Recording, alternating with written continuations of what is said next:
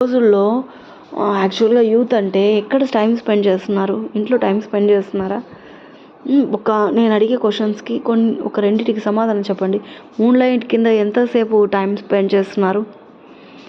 అదే సన్‌లైట్ కింద మీరు ఎంత టైమ్ స్పెండ్ చేస్తున్నారు చెప్పండి? వీలు దొరికితే ఇప్పుడు చిన్న పిల్లలు చూస్తున్నానండి. అక్క పిల్లలంతా నేను ఏసీ రూమ్‌లో ఉండాలి, ఎండ తట్టుకోవట్లేదు అంటే స్కూల్లో ఉంటే స్కూల్లో ఏసీ, బయట వచ్చి ఇది అంటే ఇంట్లో ఉంటే ఇంట్లోనే ఏసీ ఉంటున్నారు. ఇంకా బయట చెప్పనవసరం లేదు. షాపింగ్ మాల్స్‌కి వెళ్తే ఏసీ. కొంచెం ఏమైనా వెళ్తే తట్టుకోగలుగుతున్నారు. ఇంకా మించి ఫ్యూచర్‌లో ఎట్ట తట్టుకోగలుగుతారా అనేదే క్వెషన్ మార్క్. వీటి వల్ల ఇమ్యూనిటీ అనేది తగ్గుతుంది.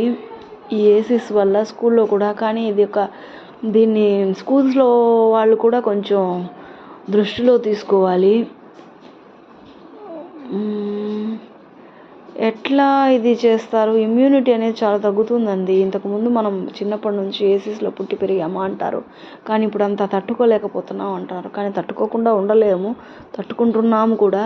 ఆ ఇమ్యూనిటీ అనేది తగ్గుతుంది అని చెప్పి నా ఒక మనవి. ఏసీస్ ఎక్కువగా యూజ్ చేయడం వల్ల మనలోని ఇమ్యూనిటీ పవర్ అనేది కొంచెం తగ్గుతుంది. అది ఎట్లా తగ్గుతుందంటే ఒకేసారి తగ్గుతుంది అనేది మాత్రం చెప్పను. అది నెమ్మదిగా మనం చూడండి, నార్మల్గా కంటిన్యూస్గా చిన్నప్పుడు ఎంత ఎండన్నా అంత తట్టుకోగలిగాము. కానీ ఇప్పుడు ఒక్కసారి ఏసీ అలవాటైన తర్వాత ఎండకు పోవాలంటేనే అబ్బా ఎండ కొంతసేపు ఏసీలో అని చెప్పి ఆటోమేటిక్గా తెలిసిపోతుంది.